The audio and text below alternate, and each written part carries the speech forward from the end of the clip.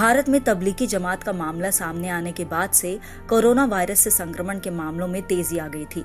न सिर्फ मामले बढ़े थे बल्कि उन राज्यों में भी फैल गए थे जहां संक्रमण नहीं पहुंचा था। ये मामला दिल्ली से शुरू हुआ था, जब लॉकडाउन के बावजूद निजामुद्दीन मरकज में आयोजित कार्यक्रम में कम से कम 9,000 जमाती शामिल हुए थे। इनमें से जमाती लोग बाद में देश के अलग अलग हिस्सों में प्रचार के लिए निकल गए और महामारी फैलती चली गई। इनमें सैकड़ों की संख्या में विदेशी भी शामिल थे।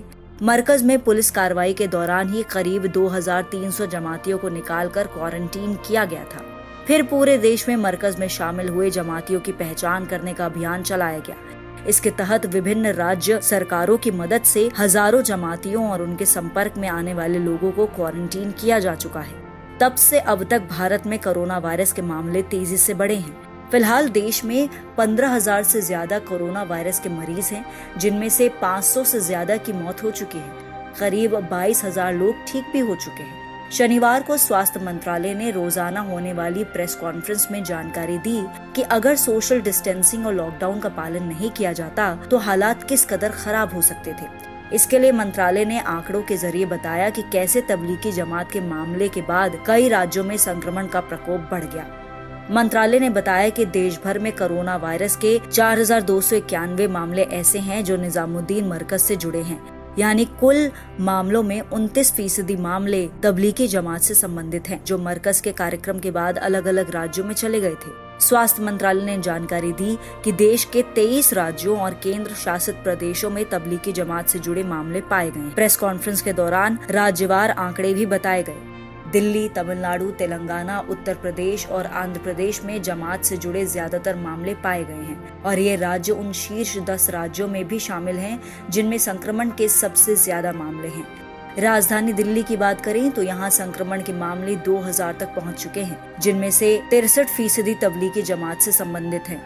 तमिलनाडु के करीब 1,300 मामलों में से 84% और तेलंगाना के करीब 700 मामलों में से 79% तबलीगी जमात से जुड़े हैं।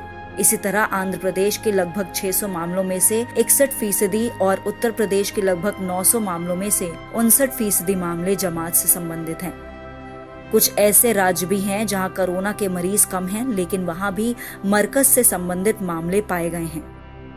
जैसे कि अरुणाचल प्रदेश में कोरोना वायरस का एकमात्र मामला मरकज में हुए कार्यक्रम से जुड़ा हुआ है। इसी तरह असम में 35 में से 32 यानी कि 91% मामले और अंडमान एवं निकोबार द्वीप समूह में 12 में से 10 यानी 83% मामले जमाती के कार्यक्रम से जुड़े हुए हैं। स्वास्थ्य मंत्रालय के संयुक्त सचिव लव अग्रवाल ने कहा कि तबलीगी जमात की बात इसलिए ध्यान में लाना चाहते हैं ताकि बता सकें कि सरकार की सलाह के अनुसार लॉकडाउन और सोशल डिस्टेंसिंग का पालन न करने से देश के लिए ऐसे परिणाम हो सकते हैं। हम सभी को ये कोशिश करनी है कि हम सोशल डिस्टेंसिंग के नियम का पालन करें। अगर आपको हमारा वीडियो पसंद आया हो तो इसे लाइक करें, इस चैनल को सब्सक्राइब करें और हाँ, बेल आइकन भी दबाएं ताकि आप तक हमारे वीडियो की नोटिफिकेशन पहुंचते रहें। हमसे जुड़े रहने के लिए अपने सुझाव हमें कमेंट बॉक्स में देते रहें।